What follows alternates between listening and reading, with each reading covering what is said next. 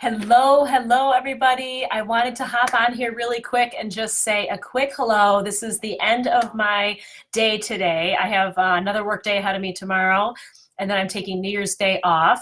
I wanted to wish you all a very happy New Year. But I also wanted to just do a very short Facebook Live today to tell you a really powerful tool that you can use with clients. And it's actually really fun to practice this on yourself as well.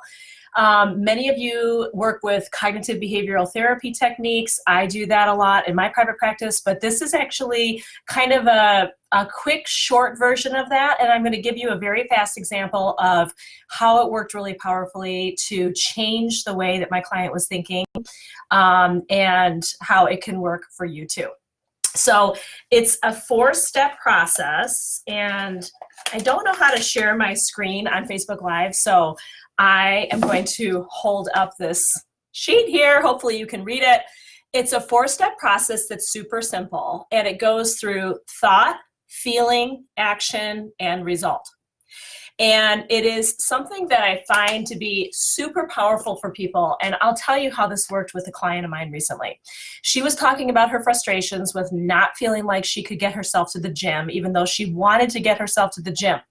And we were breaking it down and talking about the problems that she was experiencing with this and her own resistance and inhibition. And she said, I was asking her specifically, what's your thought about, getting to the gym? And she said, my thought is I need community in order to make it happen. So her original thought was, I need community to make it happen. So she wants to be in a group of people working out together. And I said, what is the feeling that you have when you express that thought, that you have to have community in order to work out? And she said, I feel lonely when I think about that thought. And then I asked her, I have her notes here, what is the action then you think you can take based on that thought and that feeling? And she said, it's inaction. And then she went to result, and I said, what is the result then of feeling like you have to have community, feeling that you're lonely, and having inaction happen, meaning you're not going to the gym? She said, it's the same, or I'm reduced in terms of not meeting my goal. And so we tried to flip it a little bit and change the thinking pattern for her. And her next thought, when we did it we flipped the page and we did, oh, thanks for the likes and the love. Isn't this cool? This is how you make change with people. It's amazing, isn't it? I see a lot of you hopping on here. Thanks, everybody. It's good to see you. So then we flipped her thinking, and we put in a thought that was very different. She, of course, thought of the thought, not me. And she said, I said, what would it be like if you had a different thought at the top of this list? And she said, I'm going to try it with the thought that sounds like this.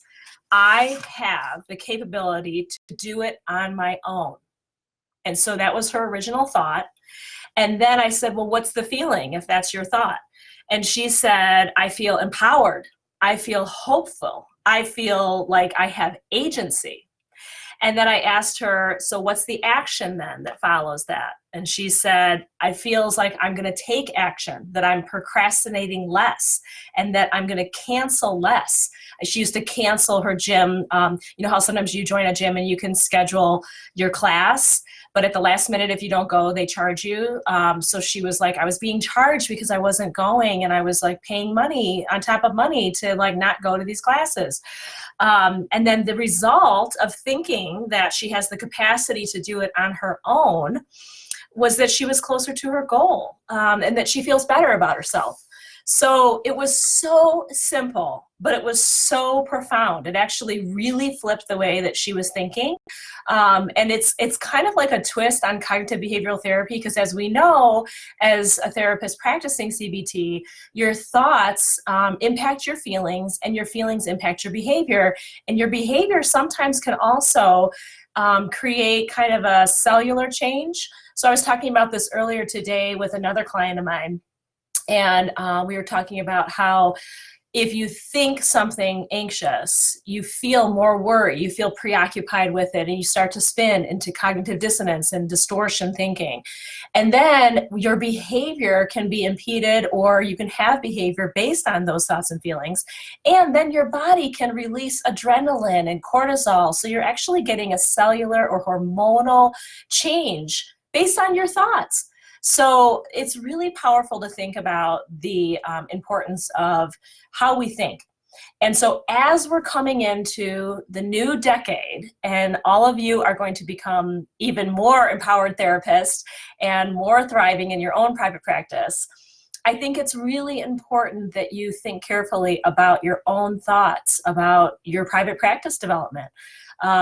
Anybody agree with me? I would love to see some thumbs or hearts. I would love to hear more if you have questions specifically. I'd love to hear your win stories. Tell me some of your stories about, what works for you. I've heard people, changing the way they think, making really, really powerful changes in their lives. So I would love to hear how the way you think is shaping how you're developing your practice.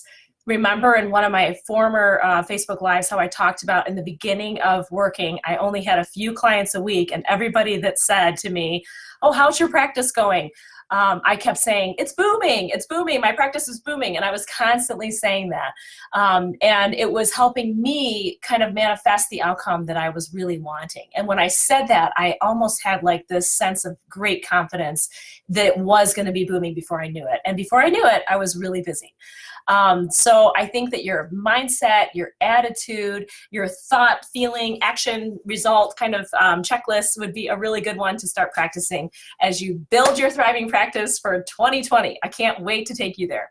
So let me know if you guys have any questions. I can hop back on later and answer them in this chat or even on the page itself. Happy New Year, be safe, be healthy, and remember, your thoughts are very powerful.